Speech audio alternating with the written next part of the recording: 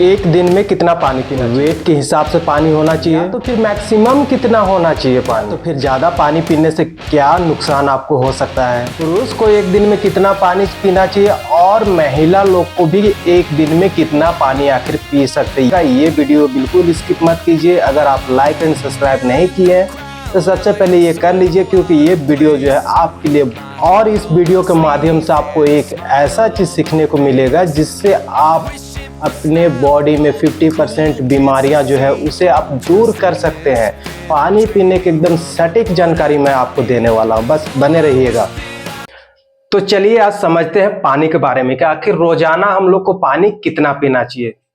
जो लोग, देखिए यहाँ पे मैं दो भाग में लिख दिया है कि यहाँ पे मान के चलिए स्लो वर्क करने वाले लोग, यानी नो बॉडी एक्टिविटी बोल दीजिए, क्योंकि वो लोग सोए हुए रहते हैं या तो बहुत कम मात्रा में जो है अपना आप मतलब अपने आप को जो है वर्क कराते हैं, तो उनको हम लोग नो बॉडी एक्टिविटी भी कह सकते हैं या तो स्लो वर्क भी कहते हैं, ठीक है।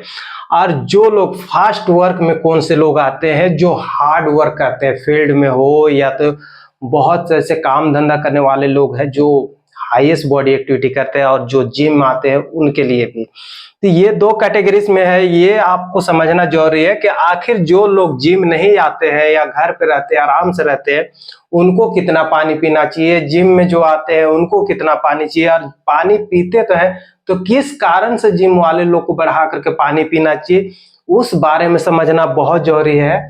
और हाँ, अगर पानी कम पीते तो उससे क्या हो सकता है आपको वो भी समझना जरूरी है।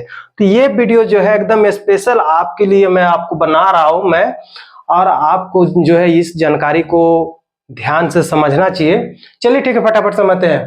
पहले देखिए, स्लो वर्क वाले लोग, अगर उनको नहीं पता है कि मेरा बॉडी का वेट कितना है, तो सबसे पहले वो कहीं पे या तो अपने घर पे ही मशीन हो बॉडी वेट करने वाला, तो वहां पे अपने आप को जो है वेट मेजर करे, यानी उसके बाद में आप क्या करने वाले, अगर आप 60 किलो को हो गए तो क्या कीजिएगा, गुना कितना से करने वाले हैं, 35 से, यानी 35, उससे निकल करके आपका कितना आने वाला है, 2100 ml।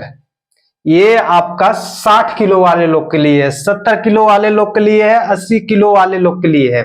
ये अगर आप नहीं समझते हैं कि मुझे कितना क्या करना चाहिए, तो उसको आप लिख लीजिए, आप इसके हिसाब से पानी पी सकते हैं, ठीक है। समझ में आ गया होगा।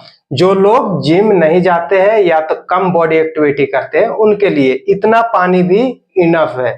लेकिन वे लोग, बहुत ऐसे लोग हैं जिनको पता ही नहीं होता है, और बहुत से लोग ऐसे भी हैं कि आपको फ्री का ज्ञान देने वाले में से है, और वो लोग आपको गलत ज्ञान दे देते हैं, जिस कारण से आपको दिक्कत हो सकता है। बहुत ज्यादा भी पानी पीजिएगा तो भी आपका सेहत के लिए अच्छा नहीं है, कम पानी पीजिएगा तो भी आपका सेहत के लिए अच्छा नहीं है।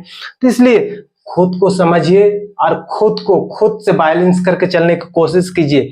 इस वीडियो के माध्यम से आपको वो सारी चीज मिलने वाली है पानी से रिलेटेड जो एक्चुअल में एक ह्यूमन बॉडी को जरूरत है। तो समझ गए होंगे कि जो लोग कम बॉडी एक्टिविटी करते हैं उनके लिए ये फॉर्मूला है, ठीक है। अब यहाँ पे समझते हैं जिम वाले लोग यानी फास्ट वर्क वाले लोग के लिए क्या जानकारी होने वाला है। फॉर्मूला तो सेम ही रहेगा, लेकिन उनका पानी आखिर बढ़ता क्यों है उसके बारे में समझना जरूरी है।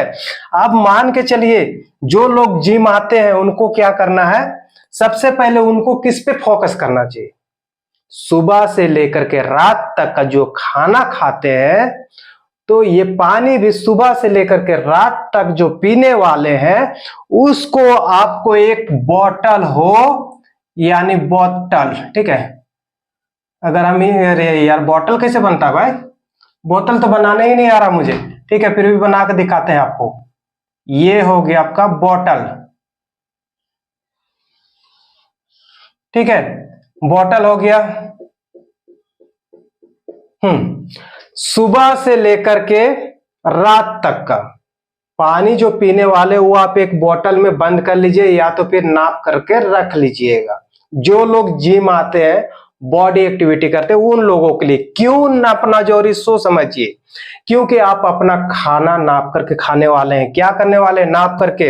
अगर जिम वाले लोग हो या फास्ट बॉडी एक्टिविटी वाले लोग तुमको क्या करना है कि अपना खाना काउंट करना है। खाना कैसे काउंट करिएगा? अब तो ये भी सोच रहे होंगे कि खाना आखिर काउंट कैसे होता है। तो सबसे पहले आप जो है बॉडी को जो है बीएमआर करना है आपको, वेट, हाइट, वेट, एज दे करके, और उसके हिसाब से जो कैलोरी निकल के आता है उस हिसाब से फिर अपने आप को कैलोरी देते हैं। कैलोरी क्या है? एनर्जी है। एनर्जी को आप नापते होंगे ना, देखिए। तो उसी तरह से हम लोग का एक कार्बोहाइड्रेट होता है। स्पेशली मैं आपको बताऊं, वो सारा मोटा मोटा बतला देता हूं, ठीक है। ये कार्ब है। कार्ब हम लोग को कहां से मिलता है? चावल से। सिंपल भाषा में चावल से। अगर 1 ग्राम कार्ब रह गया तो इसका कैलोरी कितना आने वाला है? सो देखिए, कैलोरी इसका 4 आने वाला है। अगर प्रोटीन चलिए इतना से लिख देते हैं, ठीक। प्रोटीन अगर 1 ग्राम रह गया तो कैलोरी इसका कितना आने वाला है? लगभग 4 कैलोरी इसका भी आने वाला। अगर आप फैट कंज्यूम करते हैं तो कितना आने वाला है? 1 ग्राम फैट का लगभग नहीं, सटीक है ये, 9 कैलोरी आने वाला है। 9 कैलोरी। अब मान के चलिए ये सब अगर हम लोग काउंट करेंगे तो पानी क्यों नहीं काउंट करेंगे भाई? पानी भी तो नाप के पिएंगे। ऐसा थोड़ी है कि अगर खानवे भर काउंट करेंगे, नहीं, पानी भी काउंट करेंगे। पानी कितना पीना है वो जानकारी आपको अगर नहीं है तो अपने आप को आप बिल्ड नहीं कर पाइएगा। अगर आप फैट लॉस करें तो फैट लॉस नहीं कर पाइएगा। अगर आप खुद को बैलेंस करना चाहते हैं तो बैलेंस तक नहीं कर पाइएगा। बैलेंस अगर नहीं कर पाइएगा तो क्या होने वाला है? आप सीधा बीमार पड़ने वाले हैं। ये मैं आपको मुंह पे बोल रहा हूं कि आप बीमार पड़ने वाले हैं। तो आप अपने बीमारी को जो है दूर हटाइए और अपना फैट लॉस कीजिए, मसल बिल्ड कीजिए और खुद को बैलेंस कीजिए। तो आप लोग को ध्यान देना होगा कि आप लोग कैसे करते हैं। तो यही है जानकारी। अगर आप पर डे का, देखिए एग्जांपल लिख देते हैं यहाँ पे, पर डे, ठीक है, ये आर है, समझ जाइएगा।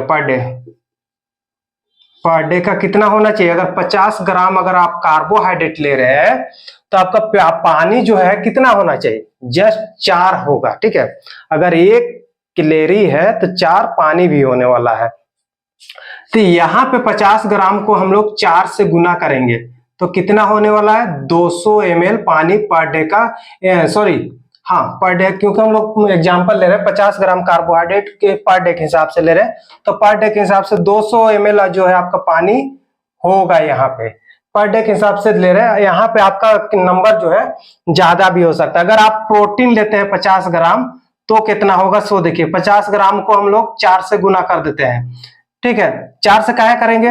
अब मान के चलिए यहाँ पे 4 से किए तो कार्बोहाइड्रेट के लिए गए। अब प्रोटीन है ना, तो प्रोटीन को क्या होता है कि प्रोटीन को डाइजेस्ट होने में थोड़ा समय लगता है। तो डाइजेस्ट होने में क्यों समय लगता है? सो समझिए, जब भी हम लोग कोई प्रोटीन वाला आहार यानी रॉ फूड खाते हैं, खाना से बना हुआ, पनीर हो गया, चिकन हो गया, मटन हो गया, या तो अंडा हो गया, या तो किसी भी तरह का प्रोटीन आहार लेते हैं, तो हम लोग को क्या होता है कि पेट में जाकर के, यानी हम लोग के स्टमक यानी अमाशय में जाकर के वो क्या है कि 3 से 4 घंटा यानी 5 घंटा भी रह जाता है।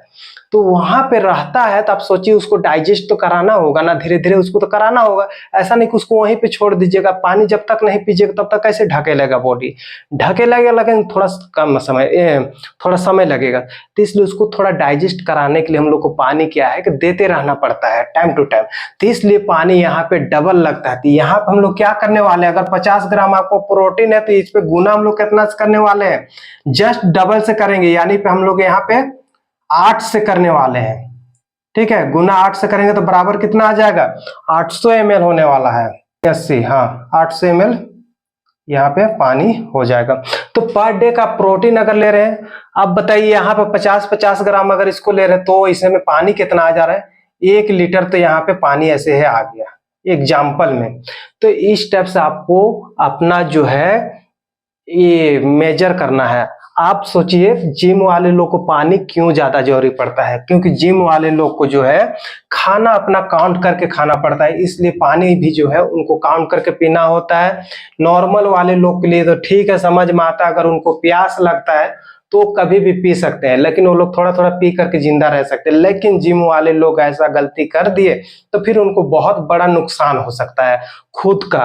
तो इसलिए वे लोग को समझ करके चलने की जरूरत है। इसलिए अपना बोतल में क्या है कि अपना पानी जो है भर करके रखिए और पूरा दिन जो है आप टाइम टू टाइम अपना पीते रहिए। अगर आपका कार्बोहाइड्रेट, प्रोटीन, फैट, ये सब को ध्यान में रखते हुए अपना पानी का जो इंटेक है उसको लेकर के चलना होगा, तब जाकर के खुद को बैलेंस कर पाइएगा। अगर आप फैट लॉस जर्नी में तो फैट लॉस भी कर पाइएगा। मसल बिल्डिंग करना चाहते हैं, आप अपना कैलोरी बढ़ा के ले रहे हैं तो मसल बिल्डिंग भी वहां पे कर सकते हैं। तो इसलिए इस स्टेप से आपको चलना पड़ेगी। ये मेरा एक छोटी सी जानकारी आप लोगों के लिए है। नहीं समझ पाते हैं तो आप लोग ध्यान से इस वीडियो को फिर से देखिए, आप लोग को समझ में आ जाएगा। अगर और कुछ आपको चाहिए जानकारी तो आप बताइए, मैं आपको बतला दूंगा, ठीक है। बाकी नेक्स्ट वीडियो में मैं आपसे मिलता हूं, उसके लिए थोड़ा आप इंतजार कीजिए। मिलते हैं जल्दी।